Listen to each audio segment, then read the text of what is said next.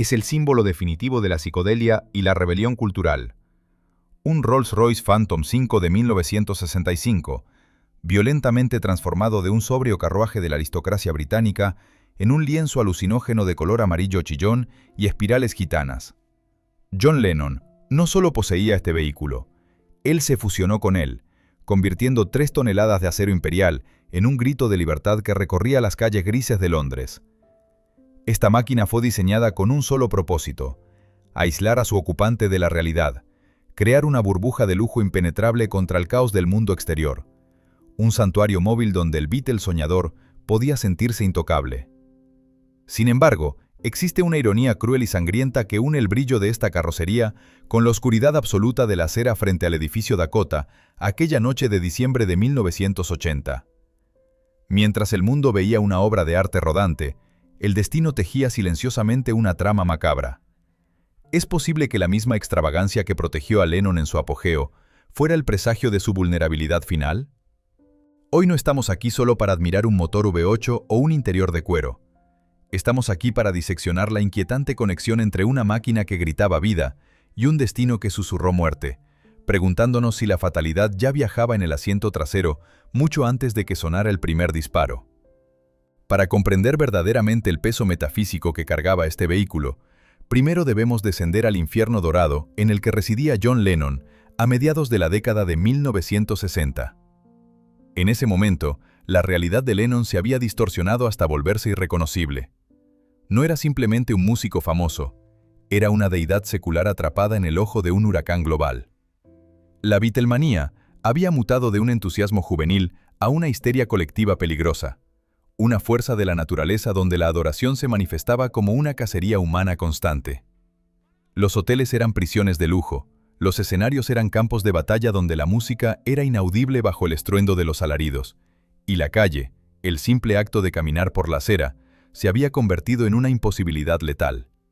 Lennon, con su mente aguda y su cinismo creciente, se sentía asfixiado, un prisionero condenado a vivir detrás de cristales y guardaespaldas, observando el mundo real como si fuera un pez dentro de una pecera blindada.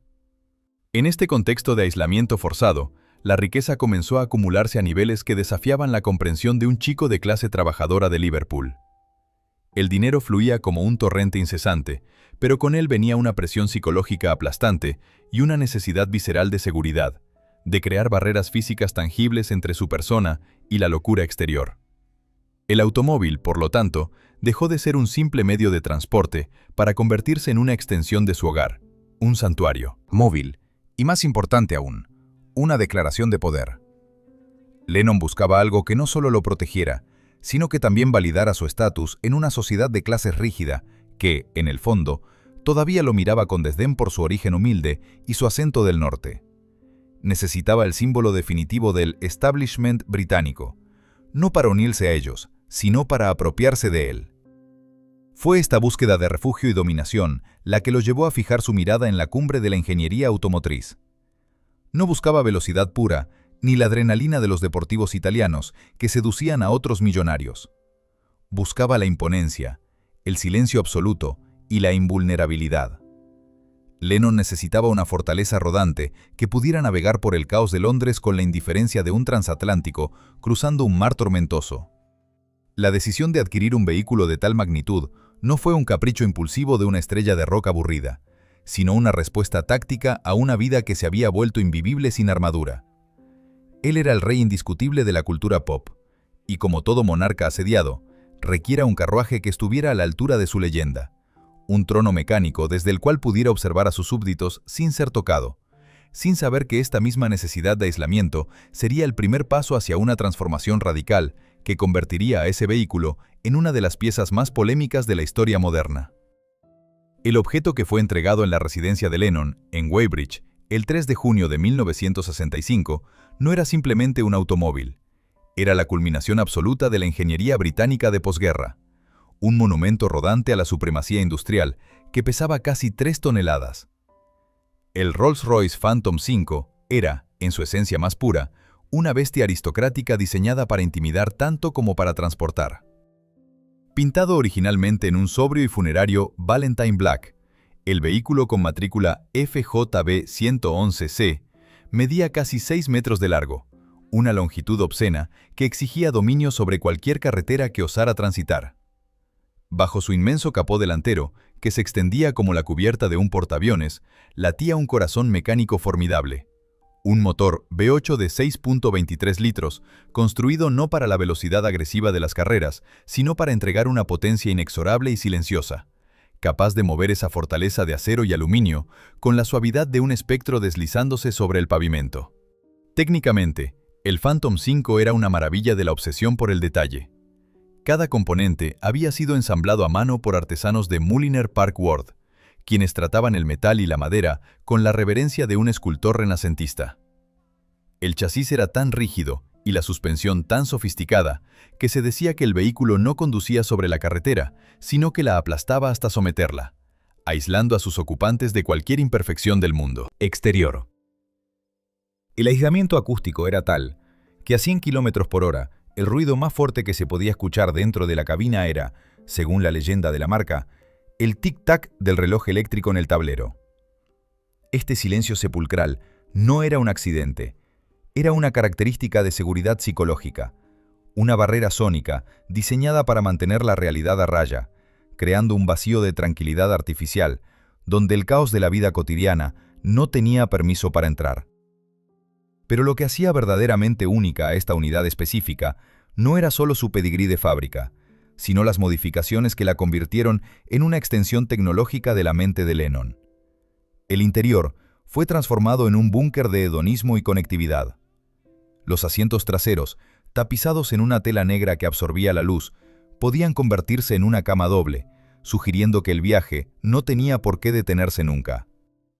Lennon, obsesionado con la música y la comunicación constante, ordenó la instalación de un sistema de sonido de alta fidelidad personalizado y un radioteléfono, una rareza tecnológica exorbitante para la época que le permitía estar conectado con el mundo mientras huía de él. Sin embargo, la pieza de resistencia, el detalle que rozaba la locura técnica, fue la instalación de un tocadiscos flotante especial, diseñado con un complejo sistema de suspensión giroscópica para evitar que la aguja saltara sobre los surcos de los vinilos mientras el coche estaba en movimiento. Era un triunfo de la ingeniería sobre la física básica, un capricho que demostraba que, dentro de este coche, las reglas normales no se aplicaban. El costo de este Leviatán, ajustado a la inflación actual, rozaría cifras astronómicas que harían palidecer a los superdeportivos modernos, pero su valor real residía en lo que representaba. Era el símbolo máximo del establishment, el vehículo preferido de la reina madre y de los jefes de Estado. Al adquirirlo, Lennon estaba comprando el respeto institucional en su forma más pesada y tangible. Era una máquina perfecta, fría, distante y negra como la noche. Un lienzo inmaculado de conservadurismo británico que brillaba bajo la lluvia de Londres con una elegancia severa. Nadie que viera pasar esa mole negra en 1965 podría haber imaginado la herejía visual que estaba por venir. En ese momento, el Rolls-Royce era una cápsula del tiempo, un refugio seguro que prometía eternidad y estabilidad, ocultando bajo su barniz de perfección la inquietante verdad de que incluso el acero más fuerte puede ser doblado por la voluntad de un dueño que camina por la cornisa de la locura.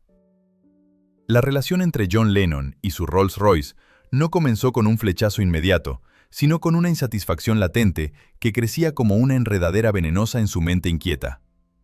Cuando el Phantom 5 llegó a sus manos, inmaculado en su sobriedad negra, cumplió su función utilitaria de transporte VIP durante casi 2 años.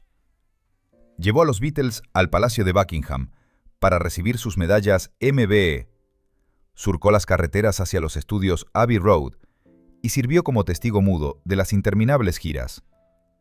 Sin embargo, a medida que 1966 daba paso a 1967, la mente de Lennon y la cultura global en general comenzaron a fracturarse y expandirse bajo la influencia del LSD y la revolución psicodélica.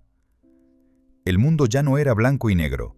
Se estaba convirtiendo en un caleidoscopio de colores imposibles y realidades alteradas. En este nuevo universo de percepción expandida, aquel coche fúnebre de lujo que descansaba en su garaje comenzó a parecerle no solo aburrido, sino ofensivamente anacrónico. Representaba todo lo que Lennon estaba empezando a despreciar: la rigidez, la falta de imaginación y la muerte en vida de la aristocracia tradicional. Fue entonces cuando ocurrió la chispa de la herejía. La leyenda cuenta que la inspiración surgió de una vieja caravana gitana que Lennon había adquirido para su jardín, adornada con intrincados patrones florales y colores vivos que evocaban una libertad nómada. Mirando su Rolls Royce, Lennon no vio un sacrilegio, sino un lienzo en blanco de 3 toneladas esperando ser liberado. La orden que dio fue tan simple como devastadora. Para los puristas del automovilismo, quería que su limusina fuera pintada como esa caravana gitana. No se trataba de una simple capa de pintura, era una reescritura total de la identidad del vehículo. En abril de 1967, justo cuando la banda estaba dando los toques finales al álbum Sgt. Pepper's Lonely Hearts Club Band, el coche fue enviado a los talleres de J.P. Fallon Ltd. En Chertsey, Surrey. Lo que entró allí fue un vehículo de estado. Lo que saldría semanas después sería una alucinación motorizada. El proceso de transformación fue meticuloso y casi ritualista. El artista local, Steve Weaver, fue el encargado de ejecutar la visión de Lennon, y lo hizo con la precisión de un iluminador de manuscritos medievales, solo que esta vez sus escrituras sagradas eran espirales de ácido y flores de fantasía. La carrocería fue bañada en un amarillo cromo tan intenso y brillante que parecía irradiar su propia luz, un color que desafiaba la grisalla perpetua del clima inglés. Sobre este fondo cegador, Weaver pintó a mano, centímetro a centímetro, volutas florales en rojo, verde y azul, y el símbolo zodiacal de Lennon, Libra, en el techo, como si quisiera que el coche fuera identificado por los satélites o por inteligencias extraterrestres. Los tapacubos cromados fueron pintados con espirales hipnóticas que, al girar, creaban un efecto visual vertiginoso, diseñado para desorientar a cualquiera que mirara las ruedas en movimiento. El costo de esta operación rondó las 2.000 libras esterlinas de la época, una suma considerable, pero irrelevante comparada con el valor simbólico de la obra. El momento en que Lennon vio el resultado final por primera vez marcó un punto de no retorno. Al posar su mano sobre el metal ahora vibrante y cálido, ya no estaba tocando un producto de la Rolls-Royce Motor Cars, estaba tocando una extensión física de su propio ego alterado. La sensación de posesión fue total. Ya no era el coche de la reina, era el coche del sargento Pimienta. Cuando se sentó al volante o se recostó en la parte trasera, rodeado por esa cáscara psicodélica, la euforia debió ser embriagadora. Había tomado el símbolo más sagrado del materialismo británico y lo había corrompido con la estética de la contracultura. Era una broma de $1.000.000, una burla rodante que gritaba a los 4 vientos que las viejas reglas ya no se aplicaban. Sin embargo, en esa euforia de colores brillantes, se ocultaba una paradoja oscura que Lennon, en su arrogancia artística, pasó por alto. Al convertir el coche en un espectáculo visual único en el mundo, había destruido su función principal, el anonimato y la seguridad. Antes, en su versión negra, el Phantom 5 podía pasar desapercibido como el coche de cualquier diplomático o banquero adinerado. Ahora, era imposible de ignorar. Se había convertido en un faro gigante, un imán para todas las miradas, todas las cámaras y lo que es más peligroso, todas las obsesiones. Lennon había transformado su fortaleza en un blanco móvil, eliminando cualquier posibilidad de pasar desapercibido. La adquisición espiritual del vehículo estaba completa, pero al hacerlo, había firmado, sin saberlo, la sentencia de muerte de su propia privacidad, invitando al mundo entero a mirar, juzgar y eventualmente atacar. La transformación del Rolls-Royce no fue recibida por el mundo exterior con la sonrisa cómplice que Lennon esperaba. Por el contrario, desató una tormenta de hostilidad que sirvió como el primer presagio oscuro de que la adoración pública podía convertirse, en un instante, en odio visceral. Cuando el vehículo salió a la luz del día, rodando por las calles de Londres como un cometa psicodélico, la reacción de la vieja guardia británica fue de una violencia contenida que pronto estalló. El incidente más infame, y quizás el más profético, ocurrió en el corazón del Londres conservador. Se cuenta que una anciana, al ver pasar la limusina amarilla, se abalanzó sobre ella, golpeando la carrocería con su paraguas, gritando con la furia de quien ve profanado un templo sagrado. ¡Cerdo! ¿Cómo te atreves a hacerle esto a un Rolls Royce? Aquel golpe metálico del paraguas contra la chapa no fue solo un acto de vandalismo, fue una advertencia. Fue el sonido del mundo real rompiendo la burbuja de fantasía en la que vivía la estrella. Este episodio del paraguas reveló una verdad inquietante que Lennon, en su nube de idealismo hippie, había ignorado. Al transformar su vehículo en un ícono tan ruidoso, se había convertido en un blanco. El coche ya no inspiraba respeto o distancia, inspiraba provocación. Los transeúntes ya no lo miraban con admiración lejana, sino que se sentían con el derecho de tocarlo, de rayarlo, de escupirle o de exigir la atención de quien iba dentro. El Rolls-Royce se había convertido en un pararrayos para la locura colectiva.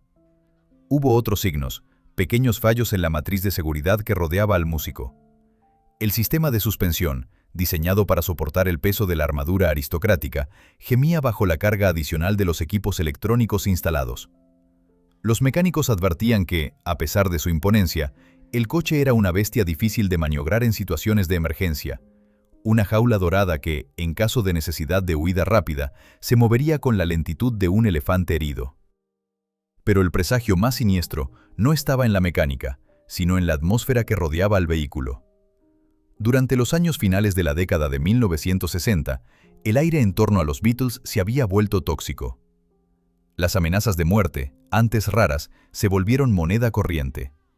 El coche, con su pintura alucinógena, era imposible de esconder.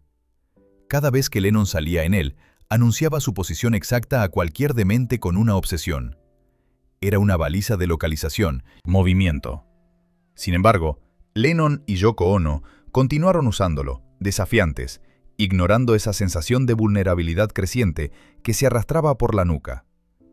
Hubo momentos, parados en los semáforos, rodeados de multitudes que golpeaban los cristales, en los que el interior del Rolls-Royce dejaba de sentirse como un santuario y comenzaba a sentirse como un ataúd hermético.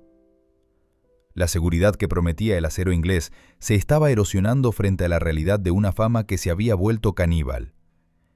Esa agresión de la anciana con el paraguas fue el primer disparo metafórico.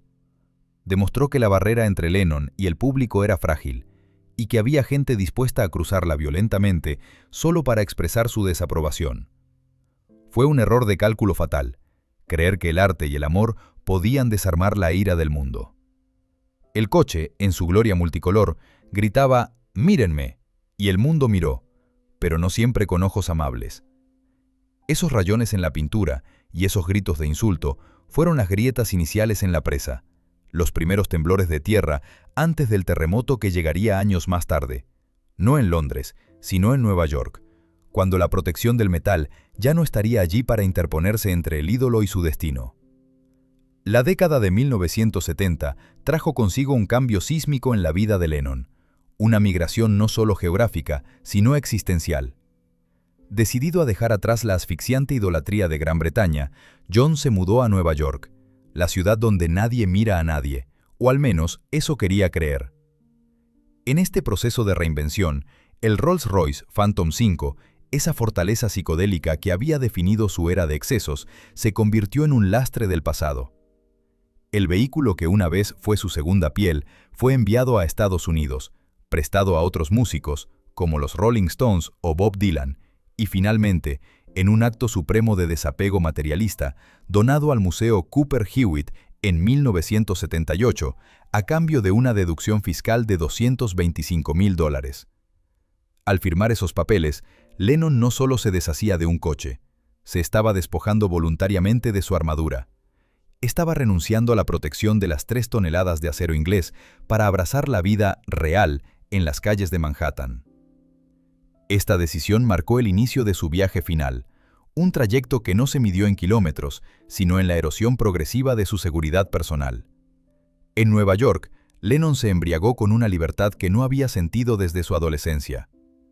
Se le veía caminando por Central Park sin guardaespaldas, entrando en cafeterías o viajando en taxis amarillos anónimos. Había cambiado el aislamiento hermético del Phantom 5 por la exposición total de la acera. Creía fervientemente que la ciudad lo protegía, que los neoyorquinos eran demasiado cool para molestarlo. «Aquí puedo ser yo mismo», repetía. Pero esta sensación de seguridad era un espejismo letal. Una trampa psicológica los llevó a bajar la guardia por completo. La ausencia del Rolls-Royce no era solo física, era la ausencia de la barrera necesaria entre un icono global y las mentes perturbadas que orbitaban a su alrededor. El 8 de diciembre de 1980 amaneció con un aire inusualmente templado para el invierno neoyorquino. Un día que parecía prometer un renacimiento con el lanzamiento de su álbum Double Fantasy. La atmósfera era de optimismo, de un futuro brillante. Sin embargo, la logística de ese día estuvo marcada por una informalidad que, vista en retrospectiva, resulta escalofriante. No hubo convoyes de seguridad, ni cristales blindados.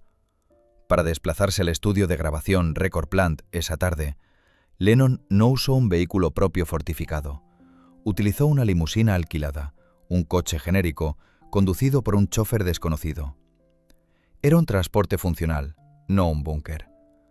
John se sentía tan invulnerable en su nueva vida que la idea de peligro parecía ridícula, una reliquia de los años 60. El viaje de regreso al edificio Dakota esa noche fue el último acto de esta tragedia logística. Eran casi las 10:50 p.m. La limusina alquilada se acercó a la calle 72. Aquí es donde el destino jugó su carta final, influenciado por la falta de esa mentalidad defensiva que el Rolls-Royce representaba.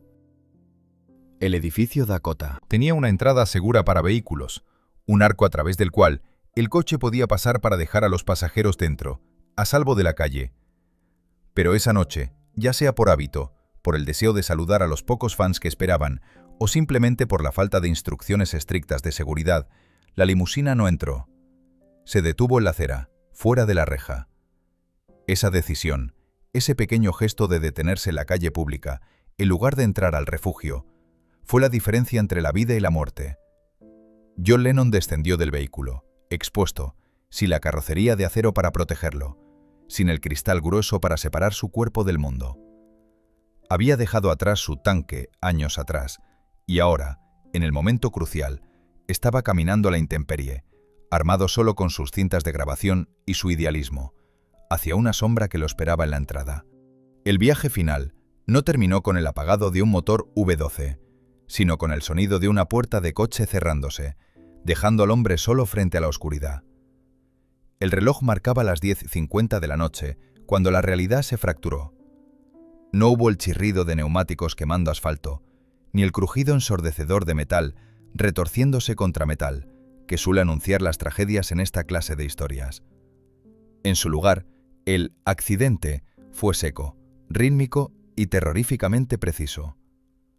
John Lennon bajó de la limusina alquilada, un vehículo que no le ofrecía más protección que una fina lámina de chapa convencional, y dio unos pasos hacia el arco gótico del edificio Dakota. En ese breve trayecto de la acera al vestíbulo, apenas unos metros de hormigón, se encontraba la zona de muerte. Sin el blindaje psicológico y físico de su antiguo Phantom 5, Lennon era simplemente un hombre de carne y hueso, caminando con la guardia baja, sosteniendo unas cintas de cassette como si fueran tesoros, ajeno a que la oscuridad a su derecha tenía ojos y un dedo en el gatillo. Mark David Chapman salió de las sombras no como un vehículo fuera de control, sino con la frialdad mecánica de una máquina programada para destruir. A una distancia de apenas 3 metros, adoptó una postura de combate y apuntó con un revólver Charter Arms calibre .38 especial. Lo que siguió fue una colisión de física brutal, pero a una escala microscópica y devastadora. Chapman disparó 5 veces. La primera bala falló, pasando zumbando sobre la cabeza de Lennon y estrellándose contra una ventana. El sonido de cristales rotos, imitando el inicio de un siniestro vial. Pero los siguientes 4 proyectiles encontraron su objetivo con una eficacia letal. Aquí es donde la fragilidad del cuerpo humano se contrastó horrorosamente con la solidez de la máquina que Lennon había abandonado. Las balas eran de punta hueca, diseñadas no para atravesar, sino para expandirse al impacto, causando el máximo daño interno posible. Si el Rolls-Royce hubiera estado allí, balas apenas habrían abollado su carrocería de acero grueso. El blindaje imperial las habría repelido como si fueran granizo. Pero Lennon no llevaba armadura. Los proyectiles desgarraron su espalda y su hombro izquierdo, pulverizando tejido, destrozando arterias y perforando el pulmón. La fuerza cinética de los impactos hizo rotar su cuerpo, un giro violento y antinatural que recordaba a un peatón golpeado por un vehículo a alta velocidad. El caos sensorial de esos segundos fue absoluto. No hubo sirenas inmediatas, solo el eco de las detonaciones retumbando en el arco de entrada, como truenos en un cañón. Lennon, impulsado por la adrenalina final de la supervivencia, logró subir 5 escalones hacia la conserjería, dejando un rastro de sangre que marcaba su trayectoria final. «Me han disparado», murmuró, no con la elocuencia de un poeta, sino con la incredulidad de una víctima de un desastre repentino. Las cintas de cassette que llevaba, las grabaciones de Walking on Thin Ice, cayeron al suelo y se esparcieron, los restos de su trabajo convertidos en escombros en la escena del crimen, similares a las piezas de un motor que quedan sobre la carretera tras un choque frontal. Cuando finalmente colapsó en el vestíbulo, boca abajo, la vida se le escapaba a la misma velocidad vertiginosa con la que solía conducir su vida en los años 60. El conserje José Perdomo, testigo de la ejecución, gritó al asesino, pero el daño ya era irreversible. La policía llegó en minutos, pero no había ambulancia que pudiera competir con la gravedad de las heridas. Los oficiales cargaron el cuerpo inerte en la parte trasera de su patrulla, un coche policial estándar, ruidoso e incómodo, muy lejos del lujo silencioso y flotante del Rolls-Royce que una vez lo acunó. En ese asiento trasero manchado de sangre, mientras la sirena aullaba hacia el Hospital Roosevelt, el rey del rock libraba su última batalla contra una hemorragia masiva, una batalla que la física y la biología ya habían decidido que perdería. La máquina humana se había roto, y no había mecánico en el mundo capaz de repararla. El silencio que descendió sobre la sala de emergencias del Hospital Roosevelt a las 11:15 de la noche fue, paradójicamente, el sonido más fuerte de la década. Cuando el doctor Stephen Lynn pronunció las palabras finales, declarando oficialmente la muerte de John Lennon, no solo se detuvo un corazón biológico, se gripó el motor de toda una generación. La noticia no viajó a través de comunicados oficiales de Estado ni boletines solemnes de la BBC, sino que irrumpió en la conciencia colectiva de la manera más cruda y moderna posible, interrumpiendo un partido de fútbol americano en televisión nacional, narrada por Howard Cosell. Fue un choque frontal contra la realidad para millones de personas que, en la comodidad de sus hogares, vieron cómo su mundo se desmoronaba en tiempo real. La seguridad, esa ilusión que Lennon había buscado primero en su Rolls-Royce blindado y luego en el anonimato de Nueva York, se reveló como una mentira absoluta. En las horas siguientes, la calle 72 frente al edificio Dakota se transformó en un velatorio espontáneo y masivo.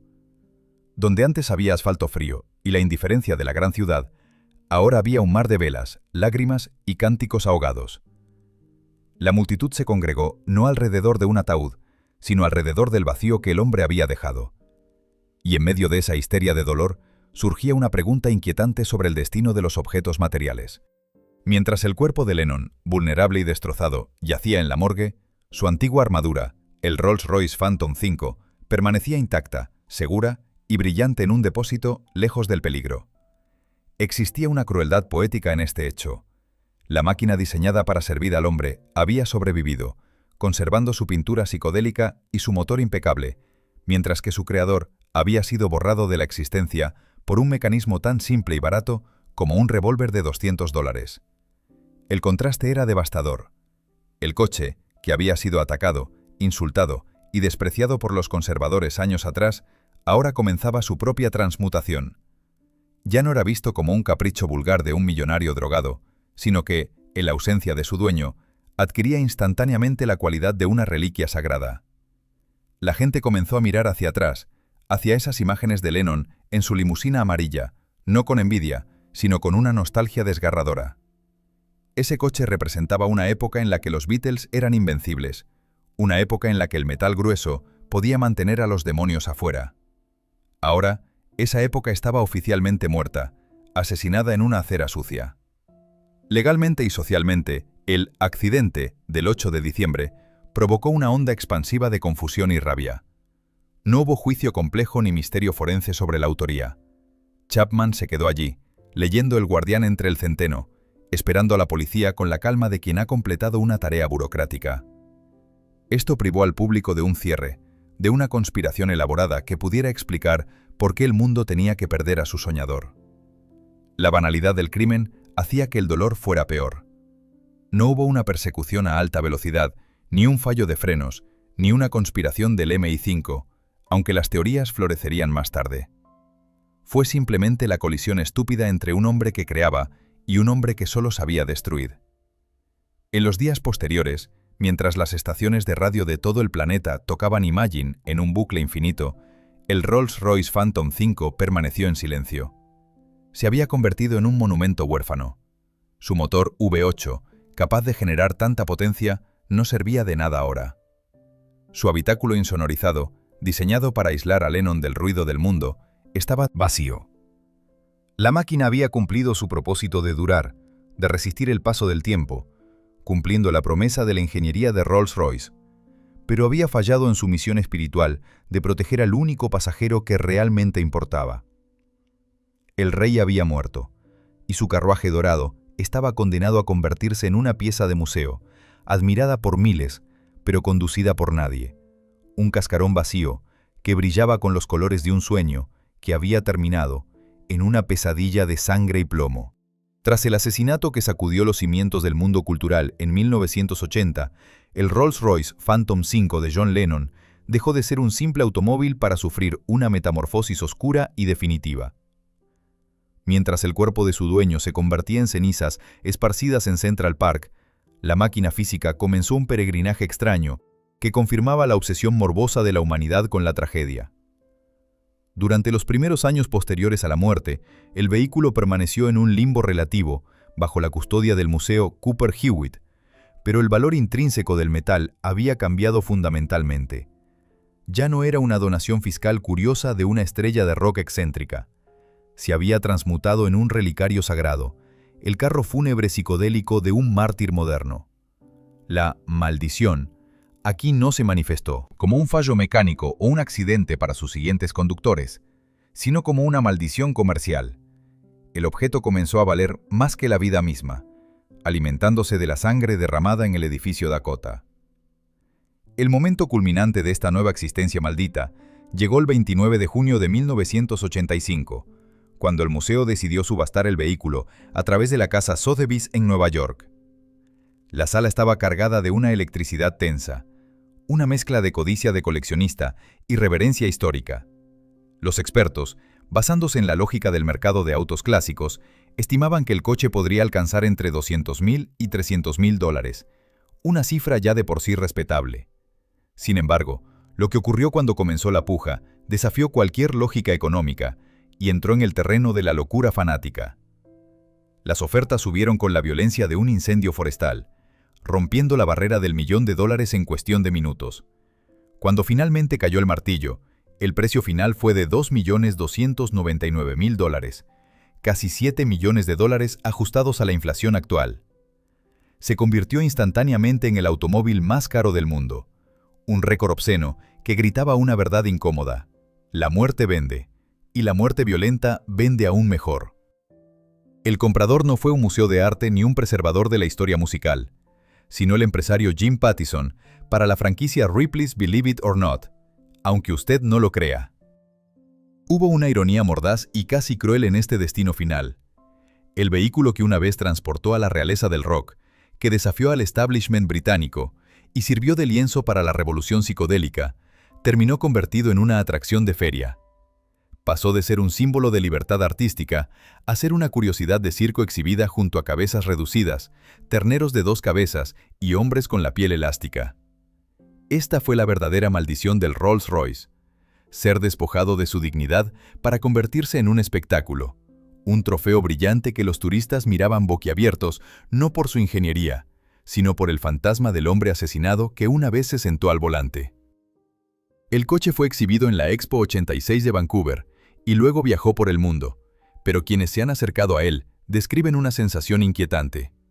A pesar de las restauraciones y el cuidado meticuloso, la pintura amarilla Romani parece vibrar con una energía que no pertenece a este tiempo. Es como si la intensidad creativa y caótica de 1967 hubiera quedado atrapada bajo las capas de barniz, gritando en silencio. El vehículo está impecable. Sus pistones, bielas y el cigüeñal de acero inglés han resistido el paso de las décadas con una indiferencia fría y aristocrática. Es un contraste insoportable con el destino de Lennon.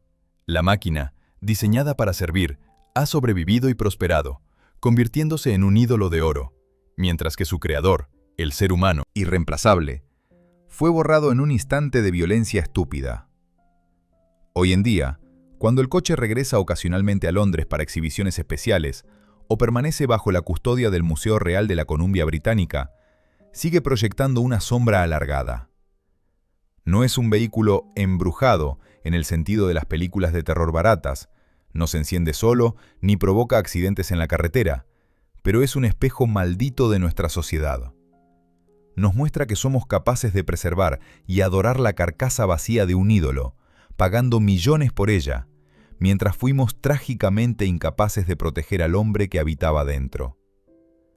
El Rolls-Royce Phantom 5 sigue rodando a través de la historia, una fortaleza amarilla impenetrable, llevando consigo el eco de una risa de Liverpool que se apagó demasiado pronto, recordándonos que los objetos son eternos, pero las leyendas son mortales. Al apagar el motor de esta historia, nos quedamos enfrentando una imagen final de un contraste casi insoportable. Por un lado, tenemos 3 toneladas de la ingeniería británica más suprema, una fortaleza rodante blindada, segura y diseñada para la eternidad, brillando desafiante con los colores de la alegría y la inmortalidad psicodélica. Por el otro, tenemos la acera fría y sucia de Nueva York, y sobre ella, un hombre frágil, desarmado y solo, enfrentando la oscuridad definitiva, sin más protección que su talento y sus ideales. La saga del Rolls-Royce de John Lennon no es simplemente la crónica de un vehículo extravagante o un capricho de millonario. Es una parábola moderna y brutal sobre la ilusión de la seguridad. Pasamos la vida construyendo fortalezas, acumulando riqueza, buscando la fama y comprando máquinas poderosas, creyendo ingenuamente que estas barreras materiales nos elevarán por encima de los peligros inherentes de la existencia humana. Pero la realidad, implacable como una bala de punta hueca, siempre encuentra la grieta en la armadura. El dinero, por inmenso que sea, puede comprar el mejor motor V8 del mundo. Puede comprar el silencio absoluto de una cabina de lujo y la admiración de millones, pero no puede comprar un solo segundo más de vida cuando el destino decide cobrar su deuda. El verdadero legado de John Lennon no reside en el cromo pulido, la tapicería de cuero o la pintura alucinógena de ese coche que ahora descansa como una pieza de museo silenciosa. Su legado está en la música que creó y en el mensaje de paz que intentó difundir. Un mensaje que, irónicamente, no fue suficiente para salvarlo de la violencia del mundo.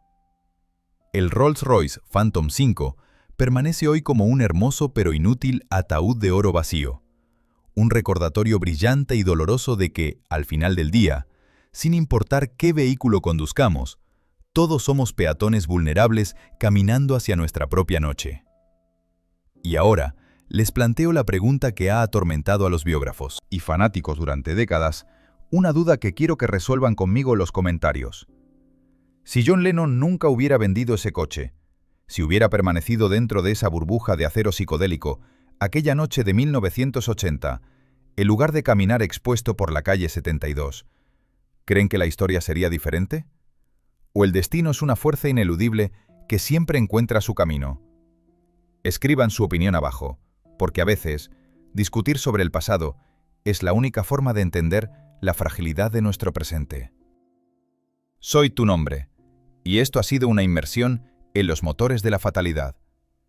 No olviden suscribirse y activar la campana, porque la próxima historia que tengo preparada para ustedes es aún más oscura. Hasta la próxima, y conduzcan con cuidado.